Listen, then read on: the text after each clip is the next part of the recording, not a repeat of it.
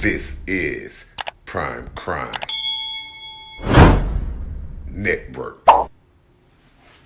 Some viewers may find the following video disturbing. Viewer discretion is advised. He's walking out the door. He's like, "I love you, Mom." And I was like, "I love you too, babe." It seemed like 5 minutes later, someone was knocking on the door and said, "Your son's been shot." Joy Black says this memorial on East Washington Street in East Point marks the spot where her 9-year-old son, King Black, was killed on Saturday night. He was like into sports. He just liked to be outside, be a normal kid and just play with his friends. His mom says he was a rising 4th grader at Hamilton E. Holmes Elementary School who loved music and dreamed of one day having his own children. When I get older and I'm going to be a dad, I don't know why he used to always say that, but he always said he wanted to be a father. Joy says they'd spent the day at the pool together, and when they returned home around 6:30, King ran outside to play with friends. All I can remember from that day is just the banging on my door. It's like, "King's been shot." And I just ran over there. She says she found her son with his friends just one street behind her house. And he was collapsed, laying down on his stomach. He was just bleeding really bad. And I just lay next to him and I just told him to be strong and I love him. King died at the hospital. East Point police telling 11 Alive that after interviewing witnesses, the investigation is still active, but they now believe he was shot inside a home before collapsing outside. Joy says King fought for his life, and she will spend her life fighting for him. I want justice for him. I want justice for my son. No baby deserves to die like that. Now, Black says that she's originally from Michigan and she'd like for King to be buried there. So the family is flying with King's body back to Michigan on Friday. The family has set up an online fundraiser, and if you'd like to contribute, you can find it on our website. Prime Crime Network. It was exclusive. A 17-year-old Ponte Vedra Beach star softball player and her mother are recovering tonight after police say the teen's ex-boyfriend attacked them as they were leaving a restaurant. Investigators say 18-year-old Spencer Pearson stabbed Madison Schmitz 15 times, leaving her paralyzed. Her mother was also stabbed several times when she tried to intervene. Police say that Pearson, who was hospitalized with self-inflicted injuries, is now charged with 2 counts of first-degree attempted premeditated murder and aggravated battery. Prime Crime Network. It was exclusive. This is the moment a barrage of gunfire pierced the celebration outside a high school graduation near the campus of Virginia Commonwealth University in Richmond. Sending multiple units to the area. All traffic stand by. Overnight, police confirming 2 people were killed. A family member telling ABC News they were father and son. 18-year-old Sean Jackson and his father Renzo Smith there to celebrate his son crossing the stage with his diploma just minutes earlier. Jackson's 9-year-old sister was hit by a fleeing car and is recovering in a wheelchair. It's a selfish act. It's a senseless act. The question that comes in my mind right now is nothing sacred any longer? Authorities say the incident began around 5:15 p.m. Tuesday. Huguenot High School students and their loved ones leaving the Altria Theater after the ceremony when the shots rang out.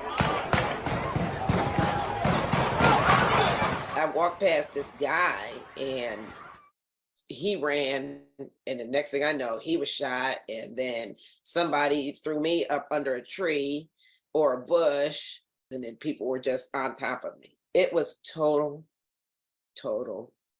chaos. Again, in Monroe Park, we're getting reports of multiple people shot. Police say officers were on scene within 45 seconds. 5 others were also shot. Police say 1 man is being treated for life-threatening injuries. According to investigators, the suspect, a 19-year-old man, is facing 2 second-degree murder charges with possibly more to come.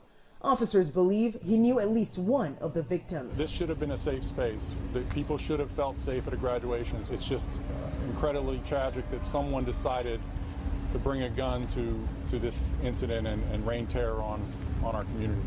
First tonight, a Prime Crime Network. It was exclusive. It was exclusive. It was exclusive. JPSO says they got a search warrant yesterday after NOPD put out a bulletin on Calvin Cain III for his suspected involvement in a shooting in New Orleans. You spoke to the suspect's family.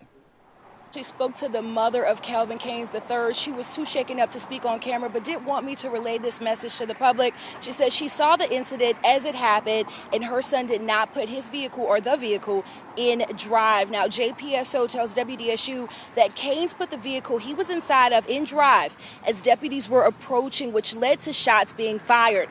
A neighbor caught the moments after the shooting on video. It shows officers approaching the vehicle and attempting to break the windows after the teen was shot and killed. It all started with JPSO conducting surveillance at the apartments when JPSO says Cain's walked out of a unit and into a stolen vehicle. One woman who lives nearby says she heard the whole situation unfold. I heard something that sounded like a gunshot, and Bullet, my dog, started freaking out as his dad trained him well to protect me. And then I went out on the balcony and I saw about 5 or 10 cop cars. And then I saw a drone flying past my window, and then the officer told me to please get back inside. And Cain's mother actually tells us that her son had just graduated from Booker T. Washington High School this year. WDSU has also requested body cam footage from the situation yesterday. And of course, we will continue to keep you updated. Crime Network. It was exclusive. Internet crimes against children, Stephanie. That is how detectives describe it. They came here this morning with a search warrant. It ended in gunfire. We need medical. We need medical. Officers are okay. Officers are okay. We need medical. Just before 7:30 Wednesday morning, a police investigation turns violent. Just hold tight at the scene, make sure it's secure, and we'll be enrolled shortly. The Ozaukee County Sheriff's Office says deputies came to this home on County Road E to serve a felony search warrant. Detectives would only say the warrant concerned, quote, internet crimes against children. When police tried to arrest the suspect, investigators say he grabbed a, quote, edged weapon. A detective shot him. 57-year-old male subject, gunshot wound. Police say he's in serious condition at Aurora Grafton. Fox 6 was first at the scene, getting a close view as investigators searched the property. Sky Fox captured the scene as detectives went in and out of the building for hours. Officers have applied 2 chest seals to the patient. An Ozaukee County detective was hurt during the attempted arrest and also taken to the hospital. Per department policy, the detective who fired his weapon is now on administrative leave. Crime Network. It was exclusive. Police need your help finding the man accused of carjacking someone with a gun at a Circle K gas station in Fort Myers. This happened last week at the new location on Winkler and Veronica Shoemaker. Yeah, well, as you can see behind me, the Circle K is pretty busy right now with a steady flow of customers, but this incident happened in the dead middle of the night, around 3 a.m., so no one was around when police say the man was threatened with a gun. I don't care how good it looks or how new this place is, but you always open for something crazy like that. You gotta watch your back. Fort Myers police shared this video from last Thursday morning of a suspect outside the gas station. A driver told police this man pointed a gun at him, making him get out of his car and turn over his belongings. The man then forced the victim to the ground and searched his pockets. He then got into the victim's car and drove away. People we spoke with today say they're shocked this happened in their neighborhood. I always thought that this street was calm and 100% secure, but this shows that it has really crazy people out here, right? You have to watch your 6 at all times, all your surroundings. Before you might think it's all good, but you have to pay attention to what's around you. Police say they later found the victim's car back at the Circle K. Thank you for watching Crime Network, your source for urban and suburban and around the world news. Hit the subscribe, like, and the notification bell. And check us out on PrimeCrimeNetwork.com.